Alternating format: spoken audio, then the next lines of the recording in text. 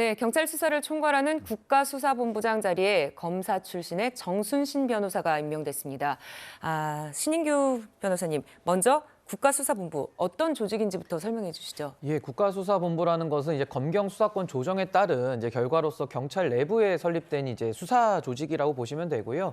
이 국가수사 본부장에 대해서는 사실상 치안 정감에 지휘를 주고 있기 때문에 사실상 경찰청장 다음이라고 보시면 됩니다. 그래서 네. 굉장히 중요한 요직이고 지금 검찰에서는 부패와 경제범죄 외에는 다른 건 수사를 못하도록 이제 돼 있기 때문에 거의 형사사건 전부를 다 관할한다 이렇게 이해하시면 되고요. 근데 지금 이 자리에 경찰 조직 내부에 검찰 출신 인사, 이제 한동훈 장관과 이원석 총장과의 동기라고 알려진 정순신 변호사가 지금 임명이 됐기 때문에 상당히 좀 논란이 일고 있는 상황입니다. 네, 이현종 의원님, 네.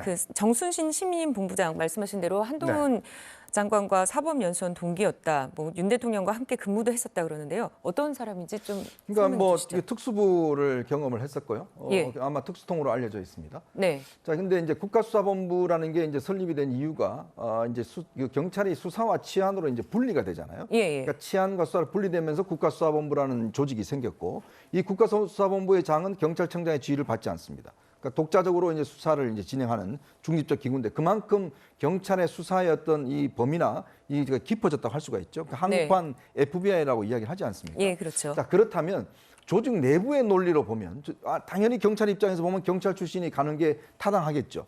그러나 전체적인 차원에서 보자면 수사를 잘할 수 있는 그런 사람이 가는 것도 저는 뭐 큰 문제가 없다라고 보는 거거든요. 그러니까 네. 경찰은 당연히 자기 조직에서 가는 사람이 가야 된다고 이야기를 하지만 과연 그러면 국민들 입장에서 보면 경찰의 수사 능력이나 지휘 능력 자체를 과연 신뢰할 수 있느냐. 이제 그런 차원에서 아마 이제 대통령은 이번에 정순신 변호사를 이제 임명을 한 것 같습니다. 결국 네. 정순신 이제 이 변호사 같은 경우는 특수사 경험이 많고 그리고 이 경험이 있기 때문에 국가수사본부의 어떤 수사 역량을 키울 수 있다 이런 차원에서 임명을 한 것인데 아무래도 조직 내부의 어떤 그 논리로 보자면 경찰 출신들이 지난번 경찰국 설치에 이어서 또 우리를 홀대하는 거 아닌가라는 불만들이 충분히 있을 수 있을 겁니다. 그러니까 이런 부분들을 과연 이제 어떻게 설득해내느냐 이게 좀 중요한 관건이라고 봅니다.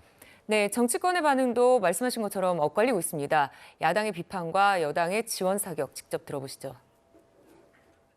국수본부장은 그 경찰청장의 지휘도 받지 않고 독립적으로 수사할 분이기 때문에 그중에서 누가 가장 독립적으로 수사를 잘 할 수 있는 능력이 있느냐 그것만 보고 골랐기를 바랄 뿐입니다. 경찰을 검찰 아래 두겠다는 뻔한 얕은 수일 뿐만 아니라 검경 수사권 조정을 전면 퇴행시키는 비열한 수법이다. 아무리 검찰공화국이라지만 정부의 모든 자리를 온통 검사들로 채우려는 것입니까?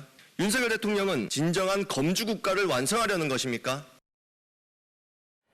네, 그런데 윤석열 정부가 들어선 뒤에 주요 요직에 검찰 출신의 인사가 중용되고 있습니다. 보시면요, 금융감독원장, 그리고 법제처장, 대통령실의 인사기획관을 비롯해서 국무총리실 비서실장 등이 있습니다. 대통령실은 능력과 역량에 따라서 적재적소에 인사를 한다 이런 입장인데 최준봉 교수님, 네. 우리나라 유능한 인재는 검찰에 있다 이렇게 생각을 하는 걸까요? 그렇게 생각하시는 것 같아요. 그러니까 물론 본인이 검찰청 출신이기 때문에 같이 일해본 사람들에 대해서 그렇게 생각하는 것 같은데 그러시면 안 된다고 저는 봅니다. 네. 그러니까 예전에 검찰 출신들이 갔던 자리들이 있어요. 그러니까 검찰과 연관돼 있거나 검찰의 수사 경력들이 필요한 곳은 그럴 수 있죠.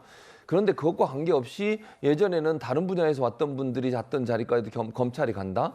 국민들은 이해하기 어렵죠. 그러니까 물론 인재가 검찰에 있을 수 있죠. 있는데 네. 검찰에만 인재가 있는 건 아니잖아요. 경찰은 인재가 없을까요, 한 명도? 저는 그렇게 생각하지 않습니다. 그리고 네. 국가수사본부 같은 경우는 더더욱 큰 문제라고 저는 보는데요. 이게 검경 수사권 조정의 근본적인 이유가 뭡니까? 견제받지 않는 권력인 검찰을 견제하겠다고 경찰을 독립시키고 경찰이 수사권 일차적으로 갖도록 만든 거 아닙니까? 예. 근데 거기다 또 검찰 출신을 앉히면 이건 검찰이 그러면 모든 수사를 다 관할하게 되는 거예요.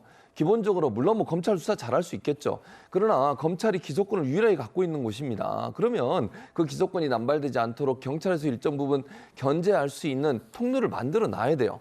아무리 유능한 권력이라도 권력을 혼자 독점하게 되면요. 타락할 수 있는 위험성은 충분히 있는 겁니다. 네. 그걸 막기 위해서 국가수사본부를 만들어놨는데 거기에 또 검찰 출신을 안 치면 이게 과연 제대로 되겠느냐 하는 부분에 대한 불만이 있을 수 있어요. 그래서 물론 검찰총장 출신이시기 때문에 검찰에 대한 신뢰가 있는지 모르겠지만 네. 너무 한쪽만 보지만 이제는 모두의 대통령이잖아요. 그래서 검찰 출신이 너무 요직에 많은 부분에 가는 것은 국민적 반발을 살 수 있다는 부분도 잘 기억하셨으면 좋겠습니다. 네, 떠나는 남구준 초대 국수본부장 퇴임사에서 경찰 조직을 바람 앞에 흔들리는 꽃으로 비유하기도 했습니다. 저는 이제 떠나지만 여러분들이 귀에 든든합니다. 흔들리지 않고 피는 꽃이 어디 있겠습니까? 바람에 흔들리기도 하고 비에 젖을 때도 있습니다. 썰물이 있으면 반드시 밀물의 때가 옵니다. 극복할 수 없는 것은 없습니다. 경찰 수사의 독립성, 중립성이라는 소중한 가치가 든든히 지켜질 수 있도록 힘을 모아 주시리라 믿습니다. 그동안 감사했습니다.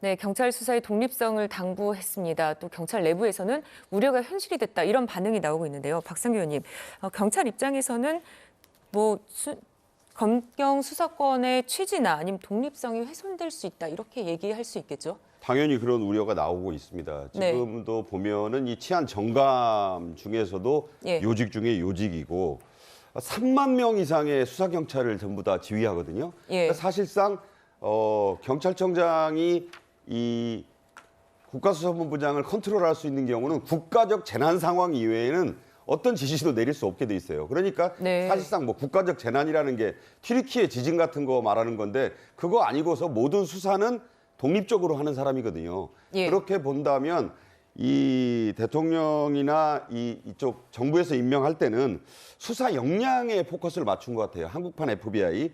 네. 이 정순신 그 변호사는 예. 중앙지검 부대변인도 하고 또 인권감독관도 하면서 윤석열 대통령과도 합을 맞춘 적이 있어서 뭐 본인이 그 검찰총장이나 법무장관과 사법시험 동기라는 거 말고도 또 대장동 사건에서요 김만배 씨의 첫 번째 변호인도 했어요. 네. 그러니까 이런 점에서 보면은 수사 역량을 안팎으로 인정받은 것만은 분명해 보여요. 다만 경찰들 입장에서 보면은 이렇게 되면 검경 수사권 독립이 무슨 필요가 있느냐? 그럼 검찰총장, 법무장관, 국가수사본부장이 그야말로 절친한 동기들로 된다면 너무 한쪽으로 쏠릴 수 있는 그런 부분에 대한 우려는 분명히 존재합니다. 이렇게 될 때의 그 우려를 불식하기 위해서도 어떻게 정치적 중립성, 편향성이 아니다라는 부분을 이제 수사 역량으로 입증해내야 되는 부분인데 상당히 이 부분은 국민들의 여론도 잘 살펴서 앞으로 그 취임 이후에 본인이 어떻게 끌고 가겠다는 구체적인 청사진을 좀 제시해야 되지 않을까 하는 생각이에요.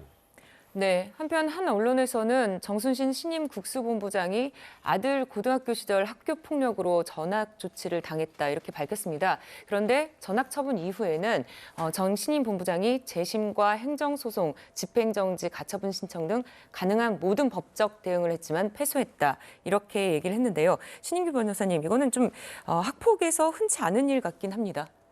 예, 저도 뭐 학교폭력 대책 심의위원회를 실제로 저도 참여하고 있는데요. 예. 사실 지금 학교폭력 문제가 굉장히 심각하고 사실 그런 법정의 형태를 갖춰서 교육청이 주관하는 상태로 그 원피고식으로 이제 그렇게 운영을 하고 있는데 지금 요 정신인 국가본부장 그 경우에는 아들에 관해서 굉장히 끝까지 다툼을 이어갔고 법적 쟁송을 통해 가지고 결국에는 이제 그 피해자에 대해서 굉장히 좀 압박을 느낄 수 있게 했던 이제 그런 사안으로 보이고요. 그 세부 내용도 좀 살펴보면은 사실은 그 가해 학생이라고 할 수 있는 이제 그 자녀분께서 굉장히 피해 학생에게 그 언어적으로도 굉장히 그 모진 말들을 많이 해가지고 지금 많은 피해를 입고 있다고 하는데 사실 저런 학교폭력이라고 하는 예민한 문제를 통해서 이것이 지금 검증대 위로 올라왔기 때문에 네. 앞으로도 여론의 추이를 봐야겠습니다만은 상당히 이 부분은 좀 많은 문제 제기가 있을 수밖에 없다 저는 이렇게 봅니다. 네, 이에 대해 정순신 국수본부장은 다시 한번 사과드린다 이런 입장을 밝히기도 했습니다. 자식의 일에 대해서 죄송스럽게 생각하고 피해 학생과 부모에게도 다시 한번 사과한다 이렇게 했는데요. 이현정 의원님, 네. 이런 일이 경찰청 인사 검증 과정에서 파악되지 않았다는 것도 뭐 문제로 꼬집는 사람들도 있습니다. 인사 검증 어디까지 어떻게 봐야 될까요? 그러니까 지금 이 학교 폭력 문제는 뭐 최근에 드라마로 해서 많은 예. 분들의 관심을 가지면 굉장히 중요한 문제입니다. 네. 그러니까 피해자 입장에서 보면 한 8개월 동안 지속적으로 언어 폭력을 했고 또 극단적인 선택도 시도했다는 거 아니겠습니까? 근데 네. 문제는요. 지금 정순신 지금 그 후보자가 이 본부장이 이 본인이 계속 소송을 지금 했거든요. 아들 학교 전학 문제를 학교에 조치를 했는데 예. 전학을 막아달라는 소송을 했는데 그 소송을 왜 했냐고 하니까 변호사가 그냥 그 하라고 해서 했다. 이렇게 이야기를 했어요. 네. 본인도 변호사잖아요. 그렇죠. 그리고 이 문제에 대한 심각성은 결국 우리가 모든 문제를 피해자 입장에서 봐야 된다고 이야기를 하는데 네. 과연 이 소송 쟁송 기간 동안 과연 그 피해자가 느꼈을 이 어떤 심리적 압박, 이 굉장한 문제가 될 수 있는 거거든요. 그리고 단순히 지금 사과한다고 해서 될 수 있는 문제가 아니라 본인이 보니까 소송을 굉장히 오랫동안 끝까지 했습니다. 그러니까 이 과정을 보면 피해자의 어떤 이 상처라는 건 저는 굉장히 클 거로 보는데 네. 문제는 이거는 그냥 저는 사과로 넘어갈 수 있는 문제는 아니다. 이거 앞으로도 아마 굉장히 중요한 쟁점이 될 겁니다. 많은 네. 분들이 지금 요즘에 사건 같은 경우는 학교 폭력 사건이 굉장히 많습니다. 예, 이 그렇죠. 부분에 대해서 과연 그럼 이 정부가 어떻게 처리할지를 많이 보는 거거든요. 근데 당사자가 이 문제에 개입한 사람이 국가수사본부장이다. 이럴 때 과연 국민들이 어떠한 설득력을 가질지 아마 이거는 좀 예의주시하게 봐야 될 문제 같습니다. 네. 신임 정순신 본부장에 대한 얘기는 여기에서 정리하겠습니다.